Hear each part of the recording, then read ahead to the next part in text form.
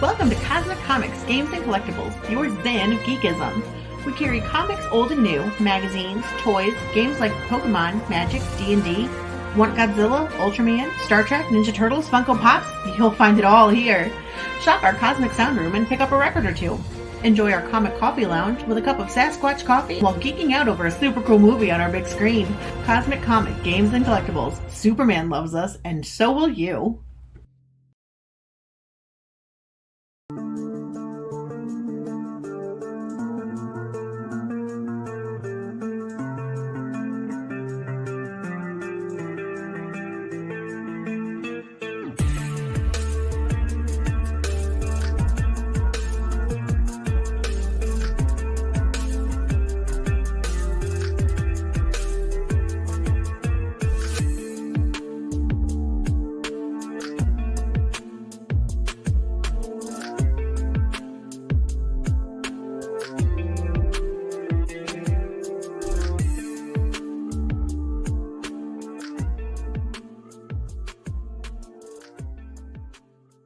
Hi everyone, Jason Hunt here, inviting you to join us every Saturday morning for news, the week's headlines in science fiction, fantasy, horror, comic books, video games, plus Comic-Con updates and the weather, and the occasional interview along the way. We call it Good Morning Multiverse. We hope you join us every Saturday morning at 11 a.m. Eastern, 10 Central, right here on Sci-Fi for Me TV.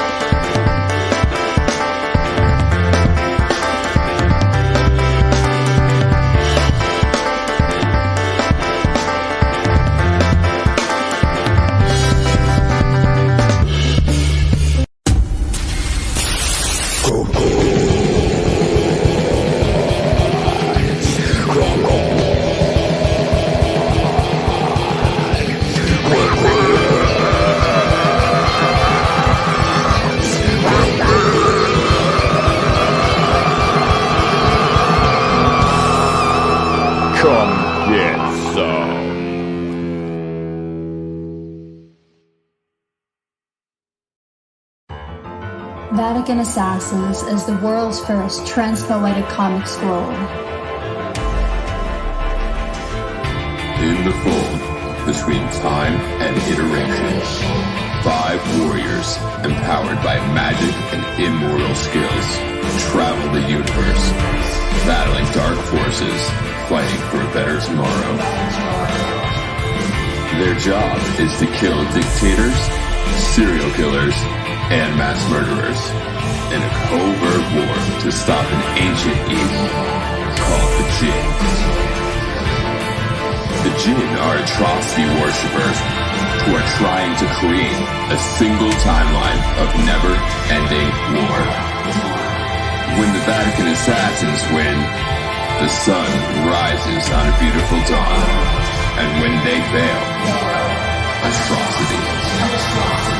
This strike team family of immortal misfits, drawn from various eras, is the last line of defense against a war without end. The next innovation in comics is here. Vatican Assassins.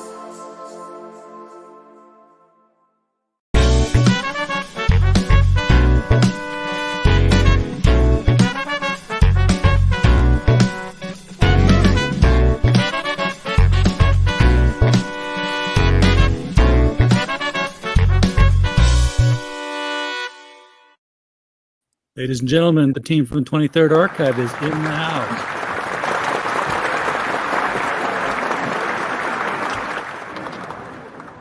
All right. That commercial was really good. whoever did that commercial, yeah, you should. I think you should give them more money.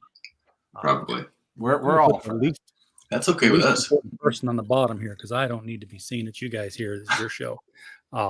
So I know where we're gonna go at some point with this, because you guys are doing something with comics that is stretching the definition of sequential art while still keeping to it. And I'm intrigued by the concept. I've sat through some lectures with Scott McCloud about 20 years ago on doing things like this. And at the same time, I've never seen anybody follow through and pull it off. So Fingers crossed that we pull it off. Yeah. yes, but you've got no choice now. You got to make it happen. Exactly. Yeah, we're pretty close to funding actually. So I've been watching that. Yeah, you guys are about $360 away. yeah. So we're hoping to get that. We got 2 weeks, so we'll see. Mhm. All right, well, let's go around the room here and introduce each other to the audience so that I know who's doing what job. And Joe, we'll start with you, and then we'll move over to Shane and Nick, because it makes absolutely no sense, and that's what I excel at. All right.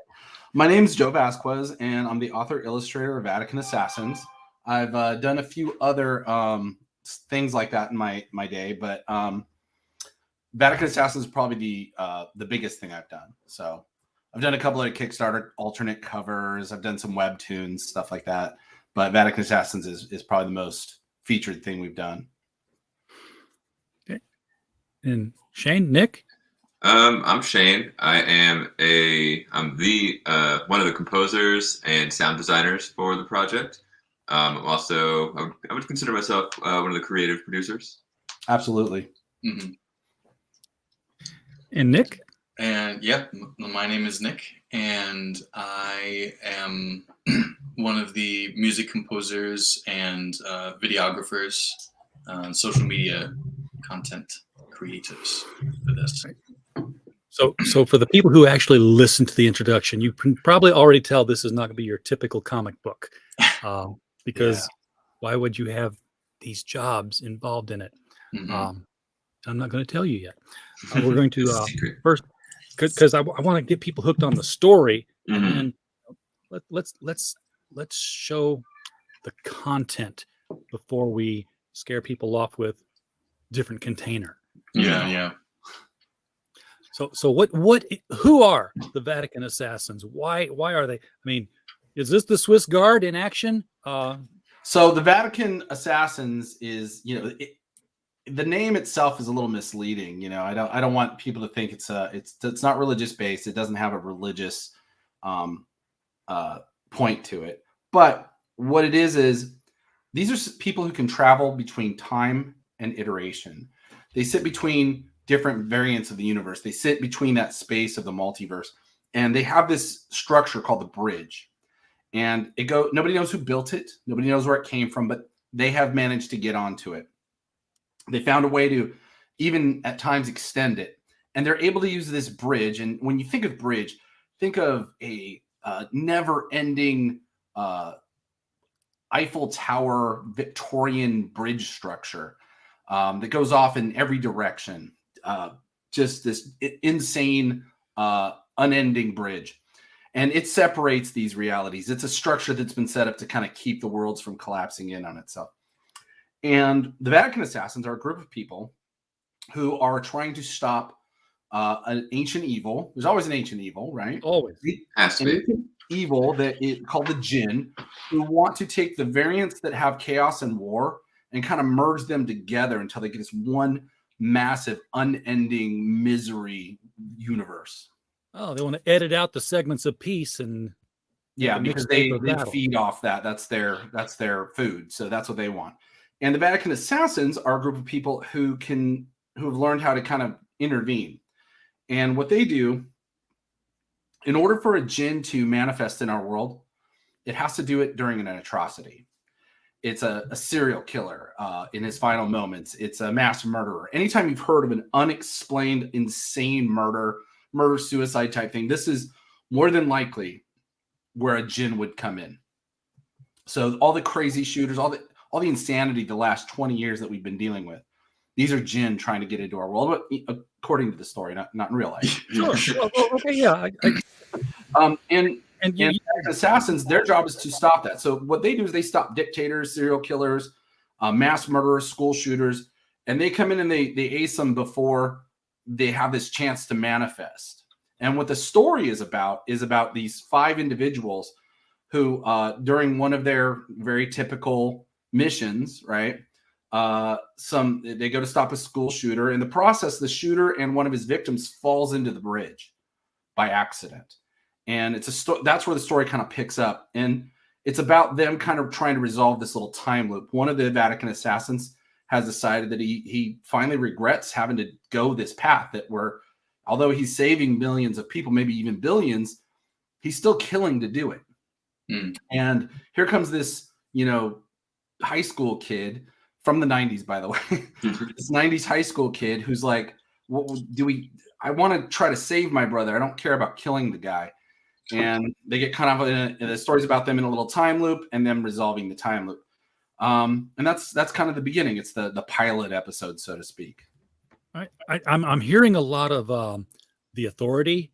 You remember they had The Bleed, if you read that series, which was Space Between Worlds, and the ship that they lived on there.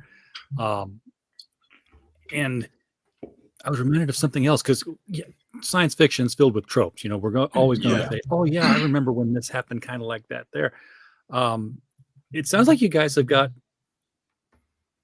things that are presented to your team that you either don't deal with because they're too complicated. And what I'm thinking of specifically here is kill Hitler. And did they fail to kill Hitler to prevent that atrocity, or can they only go forward from a certain point in time where they started? It's the logic I'm asking about how the answer is works. If Hitler had a djinn forming in him, then they would have killed him or tried to. And since it's time and iteration, they may have already done it 100 times. Right. It could have happened in another universe, and it didn't happen in this one yet. Or the djinn did not make it into our universe.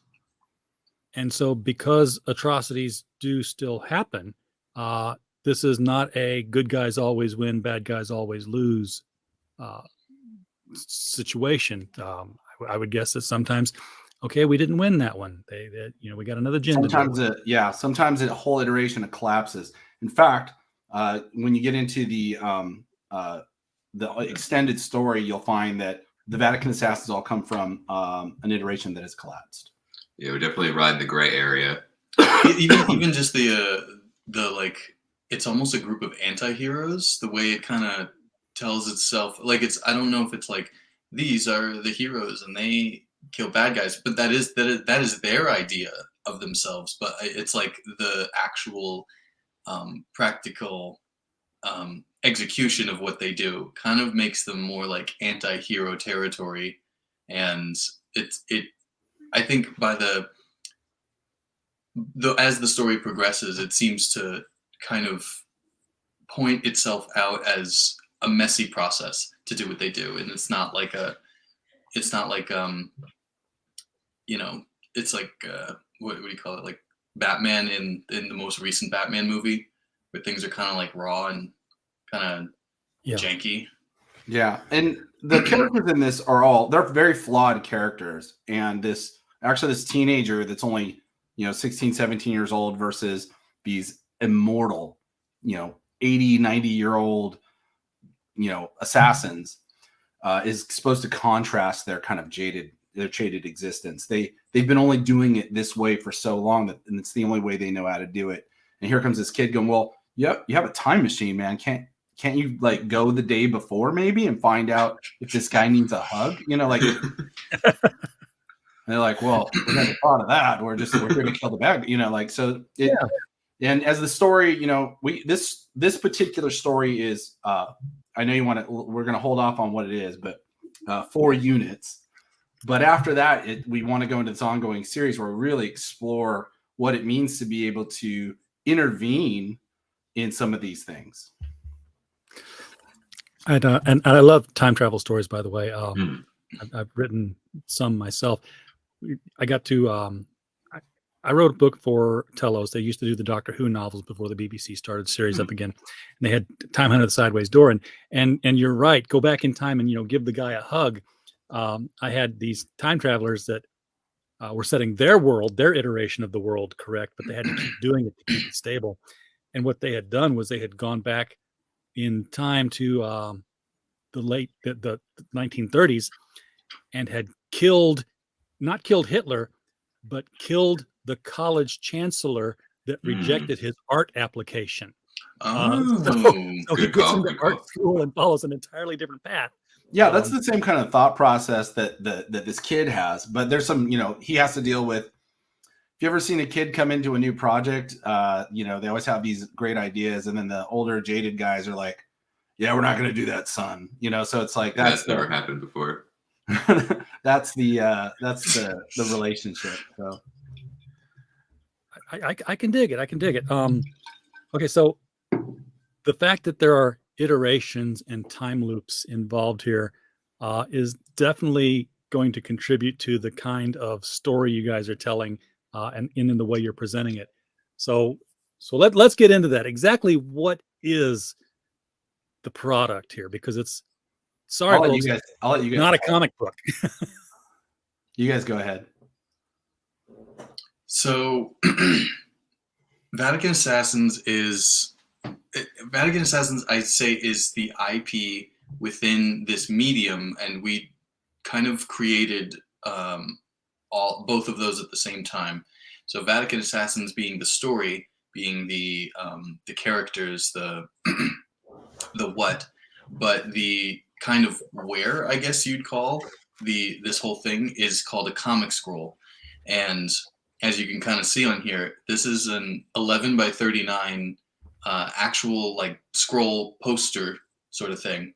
It's that rolls out, and it has like basically the saga written out or drawn out and written out in this sort of, it's like multi-panel, but it doesn't fit into like one page. It's kind of like multiple pages spread across the scroll, and then the saga kind of continues in next scrolls, and on the edge of the scroll is going to be a QR code that takes you to a landing page, and the landing page is what provides more media. So the scroll itself is kind of step one of the whole thing, as you can see on Joe's screen there.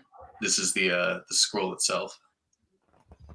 Okay, so this is part physical medium, part digital medium. Mm-hmm. Yeah. So the crossover is really what we wanted to focus on, because we know that digital is really the way that things are going now, but there's still this tactile satisfaction that we want to be able to deliver, so that this is just to feel more real, I guess. So this landing page is what has, the music that me and Shane have worked on, the videos that like show these images kind of with a little more movement. There's like voiceovers of like the characters talking, or narration to kind of like describe the story. There are character bios. There's like a RPG choose your own adventure game that takes you through like the history of one of the characters. So there's a bunch of stuff that goes into like not just the sequential order of how everything goes in the Vatican Assassins, but it really gives sort of deeper dives into the world of the Vatican Assassins. And that's kind of the point of the medium of comic scrolls, is to like give this sort of lore about everything. Think of the comic scroll as just the first layer. And then as you get into it, look, storytelling isn't linear anymore. I mean, you can look at any big franchise and it's so deep. It's like an iceberg to, watch one episode or read one comic. And so what we wanted to do was, from the ground floor, started out with kind of a universe. We want to build the idea so that you can look back. And like he said on the landing page, there's history. It's tied in with music. One of the other things we have, like in the Choose Your Own Adventure, we have loot. So if they read through, they can get digital loot. So that's something that, it's like a game. And there's even password. I forgot about the password protected stuff too, is like there's certain things hidden around the website that like if you can to get the figure out the password or the yeah. So you figure out a password to open up something that's password protected. Okay, so how did you guys come up with this idea of tying all of this together, and how many edibles were involved? I guess it started with Joe, huh? Yeah. So this was right around COVID. You know, right after as COVID was kind of dying out. I was doing webtoons. I had done webtoons for a while, and I was trying a different route. I was doing some online production, and I'll be honest with you, it wasn't making any money. I was feeling kind of haggard about it.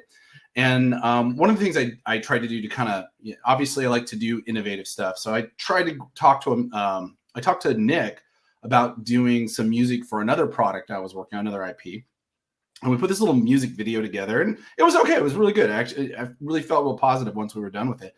And I said, hey, you know what? We should just sit down and kind of figure it out, because we should jam on an idea that like puts our skills together. That was kind of like the phrasing of. But I was like, I wasn't making any money, and I was running up that hill, not making any money. Get out of here. And and so were they over with their band. And so I said, hey, these are very similar problems. Let's see if we can put our skill sets together and figure it out. I went with a model of what it's called a startup. Like it's the scientific method to figure out how you would start a company, and you get ready to pivot. You come up with ideas and you pivot. And so what we did is we really spent 3, maybe 4 months just hammering out, meeting every week. I would have them come down. They live in a town nearby. I bought a lot of Little Caesars. Yeah. And we tools. I'm like, yeah, free lunch, and it's Little Caesars. So it's like, I don't know how, I don't feel like they owe me anything, but like it wasn't fancy food. Although one time we did do ribs. But we just jammed for like several months on what is the product, and we didn't have an answer. It was like multiple meetings. We would like, I feel like it was a few months that like every now and then we'd be like, okay, so like, yeah, we can do this, and then be like, so we still don't actually know what this is. Like, we don't know our product yet. And it was the weirdest feeling to be like, I don't know, in any creative capacity that at least I've ever been in, it's always been like, well, we're making songs, or okay, we're making pictures, or okay, we're making this or that. And this was like, we don't really know what this is. We're still trying to fuse these things into a thing. And something from my college, one of my college counselors or a high school counselor, I don't remember which, they had this poster in their office. It was a Led Zeppelin poster, and it was, I don't know if it was like a wizard or something, or a Grim Reaper or something, but it had the lyrics to Stairway to Heaven on it. And if you're old enough, you might remember this poster. I had the shirt, actually. What was that? You did. I had the shirt of that. Yeah. Of that Oh, that's awesome. And so I was like, well, can we do something like that? We'll put some lyrics on a poster. And then I'm like, I could really get some design in there. And then we could hang it on the wall, or we could do like a wall scroll. And then it became, from there it evolved into scroll. And we had a pretty solid debate on whether it should be vertical or horizontal. And the other product we were working on was very horizontal. Very vertical. And then we started working on Vatican Assassins. And well, maybe I'll let Nick tell it. Yeah, we were, I think, pretty adamant on doing it horizontal. And I think Joe was like this was somewhere in the beginning of having this thing, knowing that it was going to be a scroll. And we were like, let's do it like horizontal. And then Joe was like, it just makes more sense to do it vertical. And we were like, looking at the pros and cons, and we were like, all right, let's do it vertical. And then, it had to be like another like month later or something. We were like working on this, and we're like, all right, how's the design going to go? And like, well, how do we want to do this? And Joe's like, hey, I decided to do it horizontal. And here's my mock-up of the horizontal. And we were like, what the hell? Like, after you spent all the time convincing us to go vertical, it just went We've back just written a vertical story. Yeah. And one of the whole thing.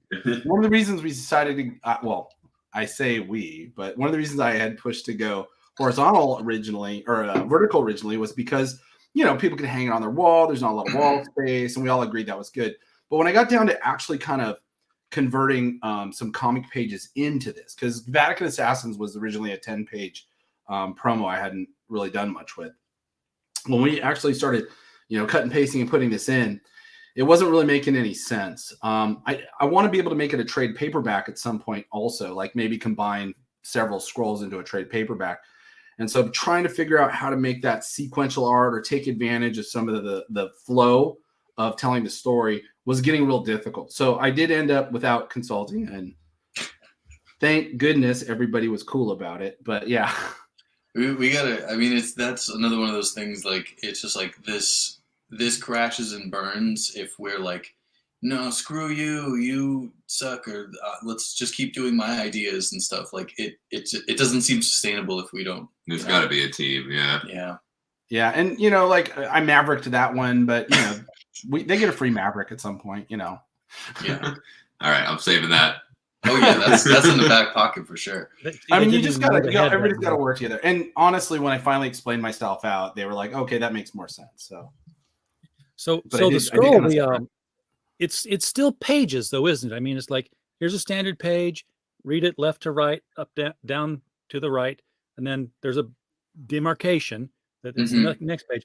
So it's not like you roll it out and it's the Bayou Tapestry where you read all the way across here and you double back and you get back here, you double back, go this way. Well, honestly, we could do that. That's actually one of the benefits of this format is we could turn one horizontal. We could make it we could make it a big square. We could make the one scroll to the next scroll, do whatever we want. We could put arrows just to indicate where it goes. And this was the greatness of this product is you can really do some cool, like, ongoing sequential panel, So, yeah. And the way we do it on the scroll is, if I can just kind of show that there, you can see. Oops, that's upside down. It is upside down, no? Yeah, you can see that I have all the panels floating on a background. Okay, yeah. So they're floating on a background, and when you, like, this one here, like, breaks the gin. That's a gin right there, by the way. And that one there, you can see as it's kind of sort of breaking the paneling on the sides. I get it. Yeah. Okay. So, but it's going to be left to right, and you read it in segments. As if you really wanted to, like, I don't know what you have to do. I think sacrifice goats or something to go the full Alan Moore on this. You'd have, like, here's the scroll. Here's the first scroll, and you read it, and then you put it on your wall or whatever. And here's the second scroll, and you put it under the first one. But now you've got a totally different path that tells a totally different story with all the same panels. But that's for the next one. Yeah, and that's like, you got to get shamans involved in that to figure out how to plot it all out. So there's a lot in the development of this product that, like, this isn't just, hey, I have an idea, let's throw it on a scroll. We had to look at shipping. We had to look at how much shipping is going to cost, what's the shipping cost, and that determined how much the size was. We wanted to be able to put this product in stores, so we had to be able to make sure that we could print these things. 39 inches is the max printer that most of the printers that we looked at was able to do. We had to make sure that it was affordable, so that I want this product to be affordable more than anything else. I want this to be able to be bought either right now on Kickstarter, but eventually in stores. And I'm not going to replace comics, but I do want this product to be accessible to people. I want the stories to get out there. Yeah. And so the poster format is honestly, it's a little bit cheaper than actually putting together a book. You go back to digital so we can get the depth. Like, you're not going to get as much art on that as you would in a 40-page graphic novel, but it doesn't cost as much either. And so you go back to that landing page, and I don't want to like gloss over the music. It is worth every dime that you would spend on this scroll to listen to those tracks. We are designing these tracks, so it's not supposed to be just like, hey, just listen to this track while you're reading the comic. These tracks are supposed to stand on their own. The first ones we have in here, and again, this is all experimental, but the first ones we have in here are a voiceover, and then the second one is the actual one we use in the commercial, which tells you about it, so that these tracks are all original music, all original score, and they're designed to be part of the storytelling process, to create the mood, to create the feeling. And as we go on in the future, we'll create specific soundtracks or songs for characters, with the ultimate goal being to like be able to like kind of push it as an album. Even if you don't read the comic, you still might buy the album. So you don't have to have the entire set of stuff to enjoy the experience of it. Absolutely not. Yeah, you can kind of like have any piece of it, and then that can kind of lead you into other pieces of it, and it all kind of, and that's I think the benefit of not having it as this is a whole like sequential thing, but rather these are bits and pieces of a world. Okay. So when you said earlier that you were going to reproduce this later on as a trade paperback, what's the plan there to reconstruct this? I mean, is it going to be a typical paperback, or is each page going to be a folded up scroll like an old Rand McNally atlas? Oh, that'd be cool, right? Well, I mean, it really kind of depends upon what the market can bear and what the costs are. But it wouldn't be a standard trade paperback. It'd be a was it 7? I forgot what the number was, but it's basically a legal pad folded over. So what, 11 by 14 or 8.5 by 14, right? Okay. So whatever that is folded over, that was the box that we were using. Because if we do a trade paperback, we also want that to stand out. We want to literally poke out of the shelf. Well, it definitely will. I'm getting what you guys are going for here, and my mind is like reeling in all other directions, because this is one of the things I do on the show is like I have a trademark phrase is like, you know what you ought to do. And I've already got one in mind, since you guys are going this mixed physical digital route. Have you guys heard of ArtVive? No. Wait, that sounds familiar. It's ARTVIVE, and it's an app that you get on your phone, which does absolutely nothing unless you have a physical product in your hand.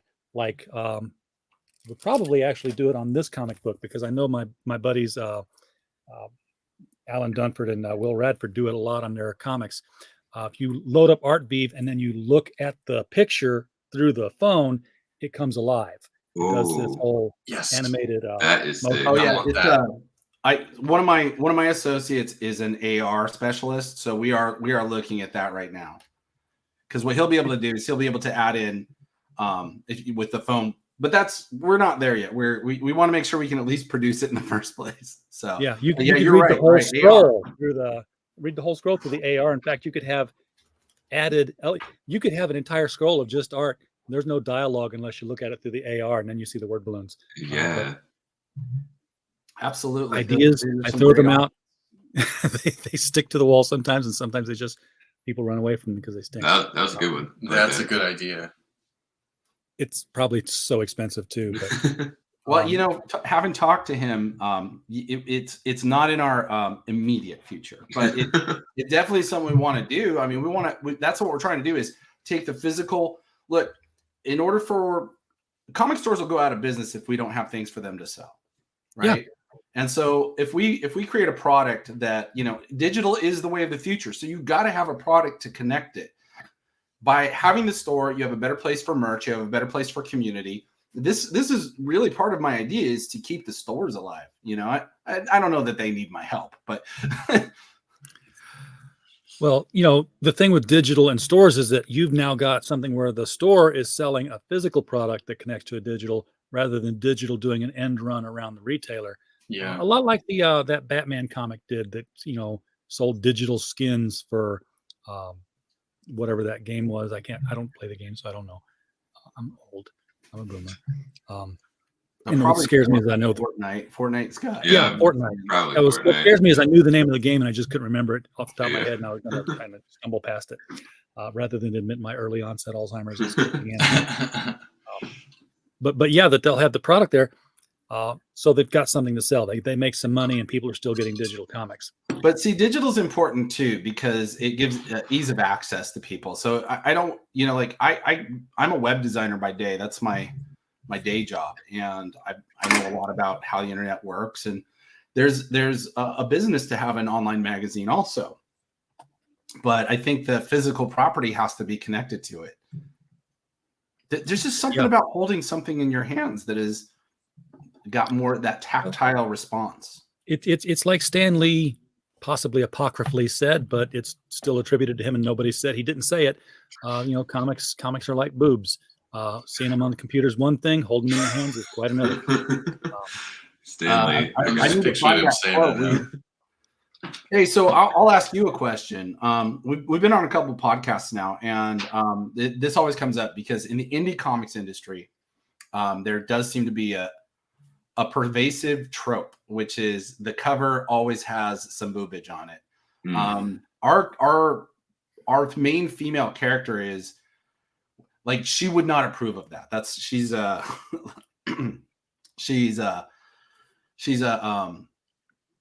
pretty heavy feminist in her own right, so she would, if we were to say, hey, the character's name is Rana Dar, if we were to say, hey Rana, you want to be on the cover, boobage and everything, she would definitely kill me.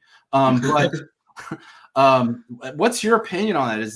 Is it worth it to sell? Because not all indie comics do that. Only if it's what the indie comic is.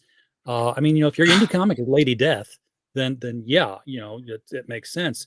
One of the most successful indie comics that I read is Miskatonic High, and it's about a bunch of high school students who are, going through Lovecraftian horror while attending high school, and they're not really sure which one is worse.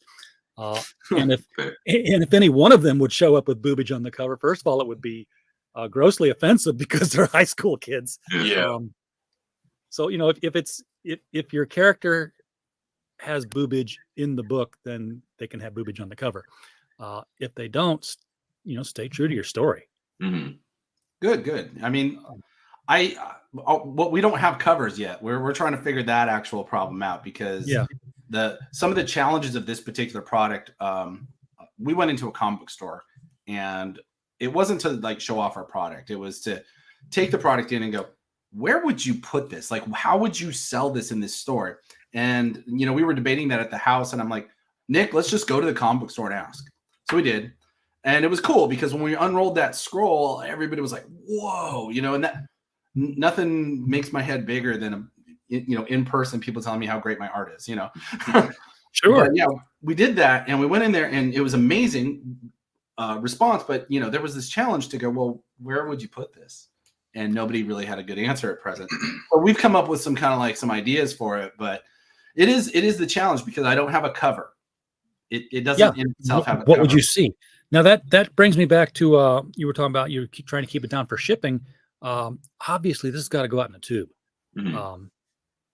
But what does the owner store it in? No one's going to keep the original mailing tube. It's going to get beat up by the post office. It's going to get marked up. So does it have its own packaging?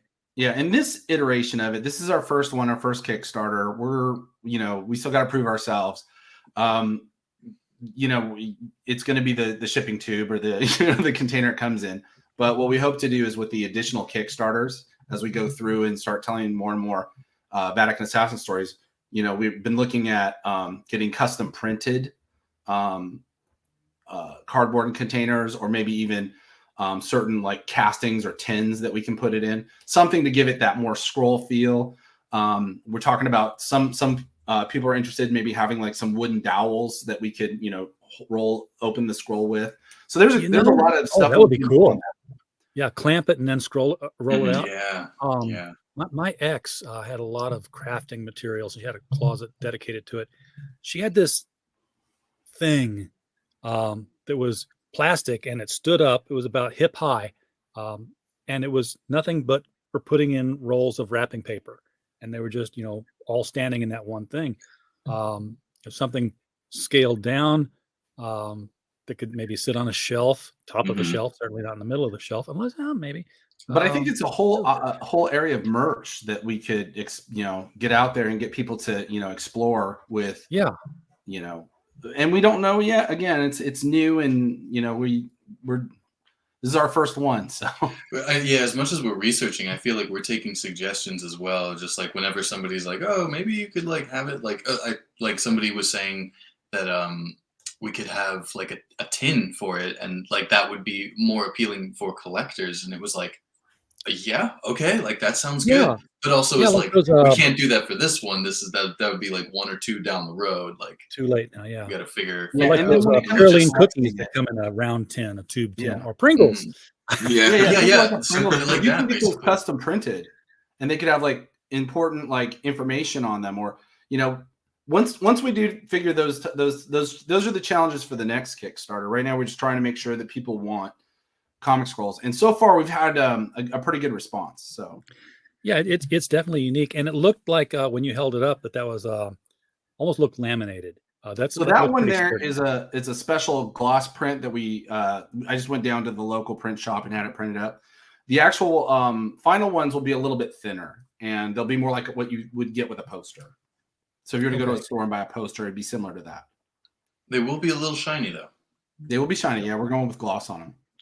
So as a collector, what I'm seeing now is, how do I keep this in as good a condition as possible? You unroll a poster and roll it back up so many times, you start to get that crinkle and like, oh, I rolled it too fast, and then you get caught. And it, didn't. Well, so here's one of the cool things is because we're cost effective on these, we can probably come in cheaper, and you can get one for your wall and one to store. Okay, there you go. And they are cheap enough, yeah. I guess. Yeah, we've got these. Although our Kickstarter price isn't as low as I wanted it to be because it's very difficult to do a store competitive price. I'm hoping these things come in between $3 and $5 if they come into the store. Yeah, and suddenly I'm wondering how you could get a scroll holder. And by that, what I mean is I've seen these things. I don't know what you would call them, so I don't even know how to Google it. But you see a guy unfolds a scroll and he reads it like this. Yeah. Well, the top is the tube, and along the side of the tube is the slice where you pull the scroll out, and it's rolled up inside the tube. As soon as you're done reading, it just kind of retracts back in by a spring loader. Yeah. And so they do have all the way in because there's a stick at the end of the scroll. Those are right now. If you wanted to buy one, it's a pen. It's a pen with a map in it. Like those are the first ones. But once we start moving forward, that's definitely on the table too. In the meantime, I think what our next level is maybe to get something similar to like. Have you ever? I'm a big Dungeons and Dragons player, and so I bought in so many dice in a dice tube. So that might be our next step, is like a clear acrylic tube, or maybe a tube with some kind of branding on it. Yeah, you could print stickers and just put it on the side of the tube. Exactly. That was my best guess, was like especially because of thinking, if we have down the road like 1,000 of these to print, it's like we can't be the ones to like order all of these and then we slap in a sticker on 1,000 scrolls. We're looking at it. I've got a friend who works in China. He English translator over there, and he works with a large printing companies, and so they're a little more experienced in trying to develop a product. So I've kind of been Facebooking back and forth with him. So I don't have the answer. We're a startup. We're developing, but right now we do have this really cool product, and I'm hoping that people will dig it, expand this frontier. What's the what would you rate your story as far as the Motion Picture Association of America? I think it's so we want to do a little bit of the Cronenberg, body horror in there.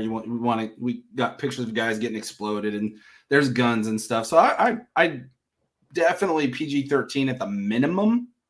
Okay. Yeah. So it's more mature of a title then. Yeah. You could always is Cronenberg is Rick and Morty. Okay, cool. Because here's the never admitted to secret in the indie comics world. That booby thing that we talked about, that works just as well on body horror as it does on sexy women. So if you wanted to have a djinn showing some boobage, and it could be like 3 of them while somebody's being disemboweled, that counts. That counts. But again, if it doesn't show up in your story, if you put boobage on the cover and there's no boobage inside, people get mad. It's like getting non-alcoholic beer when you pick up a Budweiser on. Yeah, exactly. Yeah. We've wondered how important it is for like in terms of like selling, because I mean we kind of have a reference point because there is a comic aspect to this. These are illustrations at the end of the day. They're comic illustrations. But it is like this question I think we've had of like, is that what is gonna sell, or is like, can we do this without that? Is it gonna hurt us to not have that in there? And because it's like we don't really want to focus on that especially because the story is about like intense themes and like time travel. Like we really want the sci-fi stuff. We don't. It's not like I want to be more Matrix than Witchblade. Okay, well, then lean into that on the covers. I mean, I know that the marketing definition I was taught that advertising is a picture of a beautiful, half-clad, sexy woman eating, drinking, writing, reading, smoking, sitting on, laying on, wearing something that you want to sell to other people, and comics is no exception. But again, it's not as popular as people might think it is. I when I was inspired as a kid to, who were my inspirational artists, and like, you got Frank Frazetta was one of the big ones, and he had some very, very feminine, beautiful. I don't know the term for it, but they were solid women, like Rubenesque. Yeah, I mean these Conan covers. I remember going, oh, I wish I could draw like that, So yeah, Frank Frazetta is definitely one of my inspirations growing up. So I'm down to the tiers here on the campaign. So let's talk about what people actually get. If you're going to get into this Kickstarter, which by the way, I keep failing to forget, is right below the video. Click on it, you'll go right to it. So for $7, you get a PDF version of the scroll, and then an MP3 and a digital poster. So the PDF that's the scrollable version of what would the print copy be. Yeah, basically, yeah, you can look at it in desktop or mobile and actually scroll through the scroll. And then the QR code would be at the end of that. Yeah. Well, in a PDF, we'd probably just put the link, but yeah, QR code could be in there. It's probably going to be in there, but we'll probably have a link available because you can do that in a PDF. And then for $10, this is when you get the print. This is the 11 by 39. So that's longer than a yardstick, folks. It's big. It's Nightwing just did this. Not on a scroll, and I haven't seen the book itself. But they made a big deal about how it was one long panel. You just turned the page and it was like a continuation of the previous page, and it's just running along the rooftops the whole time. That's kind of cool. Like a flip book almost. Should have done a scroll. They should have done a scroll. I'm glad they didn't, because then I was gonna say like, oh, we're not the world's first. But yeah, as far as I can tell, we're the world's first comic scroll. If you discount like the ancients, because they were kind of making comic scrolls too. This is true. They were carving it onto the wall too. Like, their artwork was like really subpar though compared to Joe's. I feel like oh man, don't say that. I'm gonna have ancient Egyptian gods hunting me down now. Oh, that's a new scroll. Add to the story. Yeah. And the medieval monks, they were on acid or something. Yeah, right. It was like we need to add in a tier there then, where like for $10,000, I'll come to your house and put a fresco of the scroll on your wall. Somebody said that. Yeah, we'll just wallpaper it across the end. Yeah. But yeah, medieval monks. I saw one today. Was like it was a rabbit riding a dog, holding up his arm with a falconer's glove on and a snail sitting on it. I'm like, oh my god, that looked like something you'd find on Tumblr after somebody had a trip. But it was real. It was literal medieval artwork. I'm like, what's the story behind this? I need to know. Oh, man.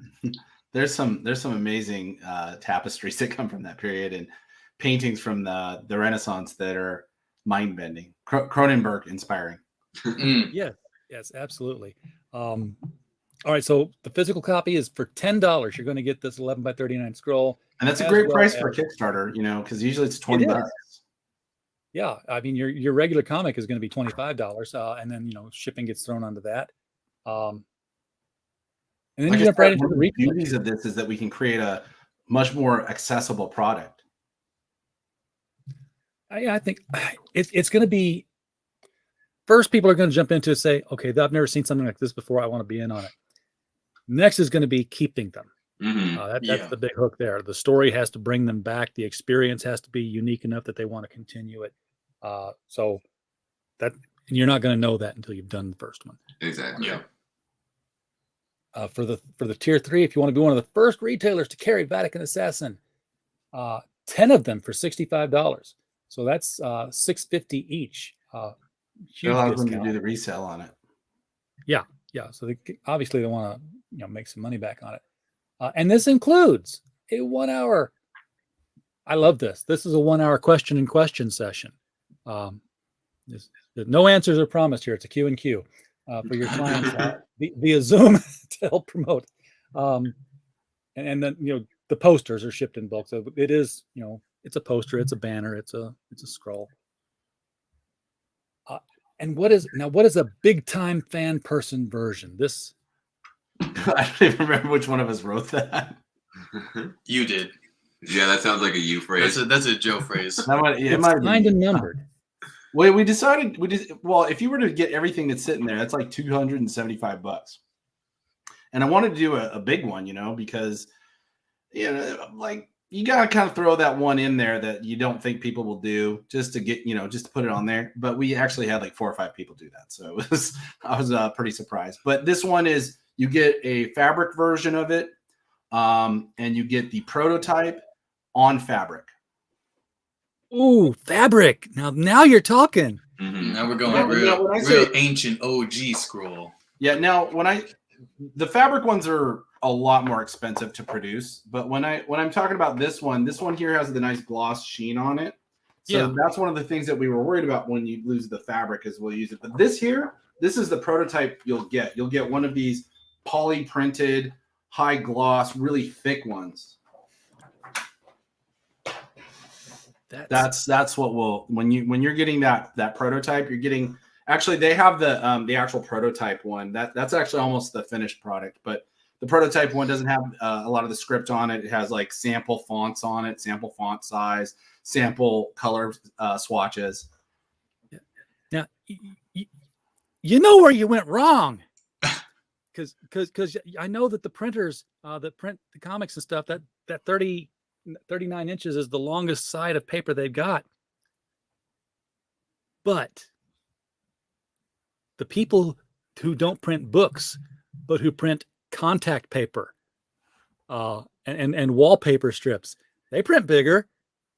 Yeah, they do actually. That's true. Yeah, you make it good. You make a damn good point there. We'll have to have a wallpaper version. I mean, that'd be kind of cool. Well, the large print for the people with weak eyes. Yeah, that's true too. It'd have to be like when we go into up. one-offs, like if it's just a one-off product, we can print a 40-foot one if we wanted to. But one, I don't think I could draw that.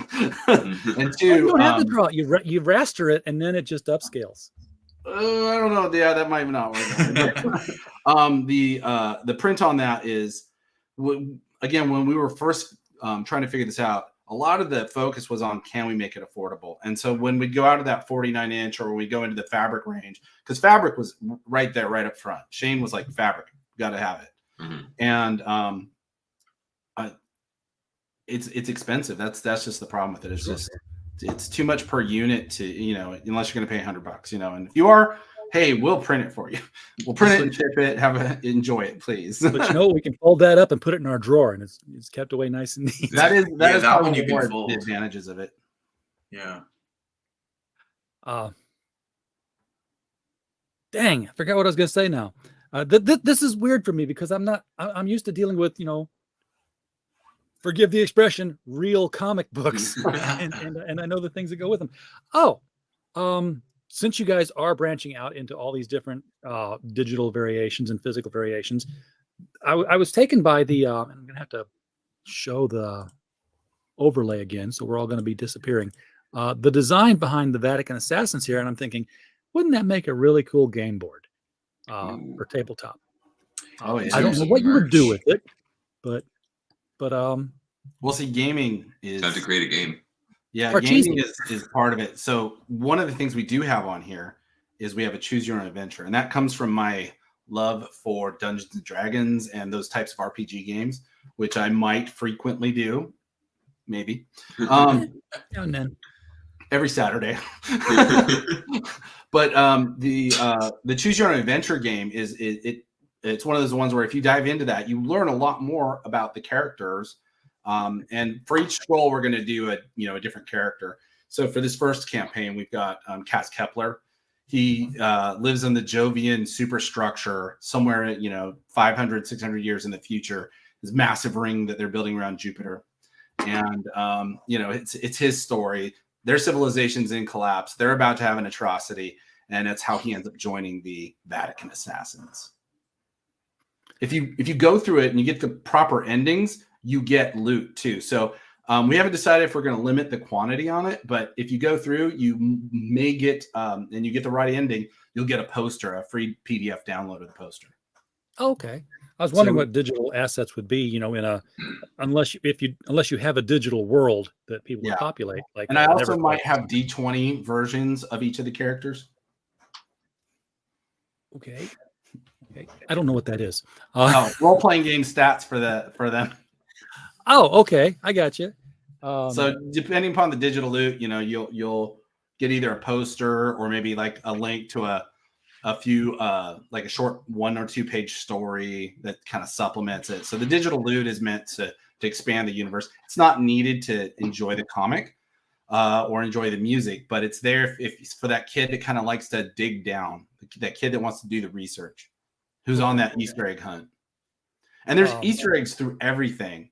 So we have, like, in the music, Nick has painstakingly learned some Latin to, we have some Latin phrasing in there in his Cries of Time that it foreshadows a thing that won't be until the next set of scrolls. So if you come back to it, you'll see it there. You're like, oh man, I know Latin. I've got that one. Yeah. It took 3 years of it. Agricola Espuela. I was translating Latin and then singing it, singing in Latin in the song. Now, do you sing it or do you Gregorian chant it? Because it demands. I Gregorian chanted it. Yeah, he did. I mean, it's beautiful. Listen to the song. It's a beautiful song. He took elements when I first talked to him. I was talking about time travel and all these crazy ideas, and so he immediately linked on to my 1980s feature movie action movie hero sequence, and you hear these like elements of like the Terminator in there, and you hear some elements of like I feel like the Omen, but he said that wasn't it. That wasn't where I drew inspiration, at least. That was and the music's just beautiful. So I both the tracks that we have for this are just outstanding. And you heard the first track in the intro in the ad. That's Shane's work there. And there's definitely more coming too. So it's gonna be cool. One for each of the characters. So given the D&D inspiration behind all this, do you have 3D renderings of your characters to which someone could take to a 3D printer and make the miniatures? So that's one of those things that would be a down the road thing. We just don't have the resources right now or the time because we still have day jobs. It was also like spending the first 5 months coming up with what are we doing, and then the next sequential months, being like, okay, how do we make the thing? And I think there's a lot of after the facts, like hearing stuff like this, now that we've put this thing out there, people are saying these great ideas, just the 3D model, and then you can 3D print. It's that's a great idea, and it's among all of the chaos of trying to create this, I feel like it's oh, we should have thought of that. Yeah, just before the show, I was like, man, we just next time. We're just gonna say that a lot, I think, from this point forward. We're writing all of these down. Every time someone says something that we're like, oh, it's a good idea, it's just we're writing these down because it's and there's pretty powerful marketplaces for 3D stuff like that, for 3D printing of maquettes or figures or whatever. And those marketplaces like Shapeways, Daz Studio, huge marketplaces. I know a guy who does the print for several different campaigns. That's his job. Just sit and watch the printers and watch them print out. The scrolls, they are singularly sided. For now. Are you thinking about double-sided scrolls? I mean, absolutely. You could put a map on the back or a full-length figure poster, a door poster. Absolutely. It's I'm just that thinking- right now it's more about a cost and logistics thing. Especially the way it like presents in like a retail perspective is like when you roll that up, if it could have an image already on there, then that would be great to have that like presented on the outside, and then even some other kind of like artwork or scripture, something on the back. And I think it is just a matter of logistics and cost right Yeah, now. and why look, we man, don't the have great it. thing I like about this is it's new and it can go in all kinds of different directions. Yes, you guys are trailblazing, Yay. and we're going to find out who follows you. Have you gotten? I mean, you've been on different shows. What's the general feedback when they realize this isn't a comic book, this is a scroll? How do they deal with that sudden shift of paradigm? It's been surprisingly, like, overwhelmingly positive. People seem very, very interested in it. And one of the shows we were on, their chat is known for just tearing indie comic artists apart, just like ripping them to shreds. And nobody said a single negative thing the entire time. So even the host was very shocked. Okay, so shell shocked, but in a good way. Yeah, Yeah. Yeah. The fun part was when people see it in person, and I can't understate that panoramic size, with the images right in front of you. We went when we printed it up at the printer. We went to go do some test prints of this, and just the whole crowd at Staples was just, they came around, they looked, they asked questions. Everyone had that like, wow. I mean, wow was the word they said the most. Same thing when we took it to the comic book store. We took it there, we unraveled it, and I'm like, hey, I'm not trying to pitch this right now. I have some questions, and I kind of, opened it up to, it wasn't like, take a look at this. I was just like, hey, this is what we're doing. And like all the staff and people came and checked it out, and everybody, again, that wow factor to it. So yeah, there's something new under the sun today, and we're here to witness it. All right. Seemed like I had one more question. It's not coming to me, so I'm going to say, must not have been important.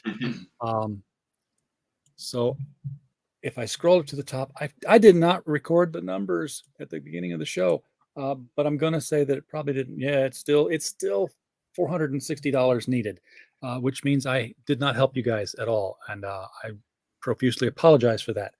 we'll get it when they watch it later. It's 12 days to go in the campaign, and this is the Dust Bowl era of any Kickstarter. It's in those last 3 days when it's going to kick back up again, and you'll make $450, $500, no problem. Hopefully, man. We're again, it's our first one, so we're biting our nails on this one. Yeah, well, that's how they go. It's like day one, yes, I'm in on it, and then like, okay, I got in on it, and then it's almost over. I better throw my money in. So Interesting. you could run a 5-day Kickstarter and just condense both those sides together and skip the middle. Huh. But I kid.